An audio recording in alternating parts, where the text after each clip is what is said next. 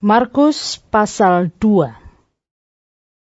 Kemudian, sesudah lewat beberapa hari, waktu Yesus datang lagi ke Kapernaum, tersiarlah kabar bahwa ia ada di rumah.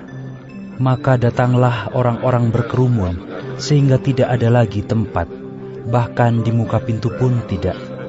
Sementara ia memberitakan firman kepada mereka, ada orang-orang datang, membawa kepadanya seorang lumpuh, digotong oleh 4 orang. Tetapi mereka tidak dapat membawanya kepadanya, karena orang banyak itu. Lalu mereka membuka atap yang di atasnya. Sesudah terbuka, mereka menurunkan tilam, tempat orang lumpuh itu terbaring. Ketika Yesus melihat iman mereka, berkatalah ia kepada orang lumpuh itu, "Hai anakku, dosamu sudah diampuni." Tetapi di situ ada juga duduk beberapa ahli Taurat. Mereka berpikir dalam hatinya, "Mengapa orang ini berkata begitu? Ia menghujat Allah. Siapa yang dapat mengampuni dosa selain daripada Allah sendiri?" Tetapi Yesus segera mengetahui dalam hatinya bahwa mereka berpikir demikian. Lalu ia berkata kepada mereka, "Mengapa kamu berpikir begitu dalam hatimu? Manakah lebih mudah mengatakan kepada orang lumpuh ini, 'Dosamu sudah diampuni,' atau mengatakan, 'Bangunlah, angkatlah tilammu dan berjalan'? Tetapi supaya kamu tahu bahwa di dunia ini Anak Manusia berkuasa mengampuni dosa." Berkatalah ia kepada orang lumpuh itu, "Kepadamu kukatakan, bangunlah, angkatlah tempat tidurmu, dan pulanglah ke rumahmu." Dan orang itu pun bangun, segera mengangkat tempat tidurnya, dan pergi keluar di hadapan orang-orang itu. Sehingga mereka semua takjub, lalu memuliakan Allah. Katanya, Yang begini belum pernah kita lihat. sesudah itu, Yesus pergi lagi ke pantai danau, dan seluruh orang banyak datang kepadanya. Lalu ia mengajar mereka. Kemudian ketika ia berjalan lewat di situ, ia melihat Lewi anak Alfeus duduk di rumah cukai, lalu ia berkata kepadanya, "Ikutlah aku." Maka berdirilah Lewi, lalu mengikuti dia.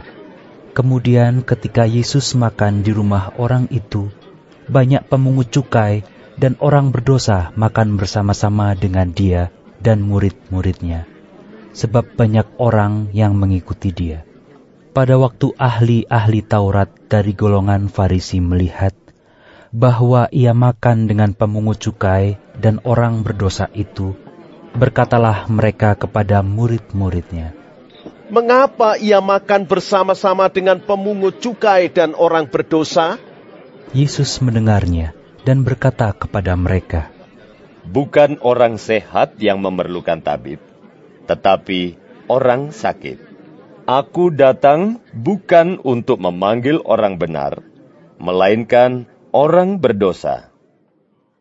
Pada suatu kali ketika murid-murid Yohanes dan orang-orang Farisi sedang berpuasa, datanglah orang-orang dan mengatakan kepada Yesus, "Mengapa murid-murid Yohanes dan murid-murid orang Farisi berpuasa, tetapi murid-muridmu tidak?" Jawab Yesus kepada mereka, Dapatkah sahabat-sahabat mempelai laki-laki berpuasa, sedang mempelai itu bersama mereka? Selama mempelai itu bersama mereka, mereka tidak dapat berpuasa. Tetapi waktunya akan datang, mempelai itu diambil dari mereka, dan pada waktu itulah mereka akan berpuasa. Tidak seorang pun menambalkan secarik kain yang belum susut pada baju yang tua, karena jika demikian, kain penambal itu akan mencabinya, yang baru mencabik yang tua, lalu makin besarlah koyaknya. Demikian juga, tidak seorang pun mengisikan anggur yang baru ke dalam kantong kulit yang tua. Karena jika demikian, anggur itu akan mengoyakkan kantong itu, sehingga anggur itu dan kantongnya, dua-duanya terbuang. Tetapi anggur yang baru, hendaknya disimpan dalam kantong yang baru pula. Pada suatu kali, pada hari Sabat, Yesus berjalan di ladang gandum, dan sementara berjalan, murid-muridnya memetik bulir gandum.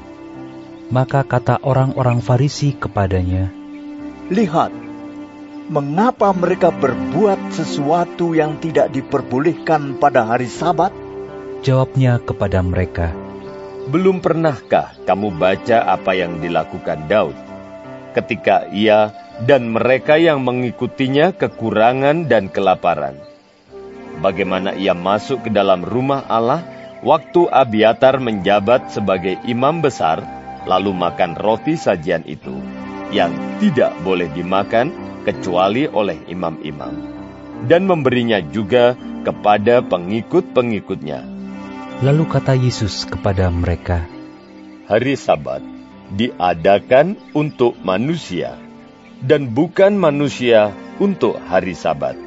Jadi anak manusia adalah juga Tuhan atas hari Sabat.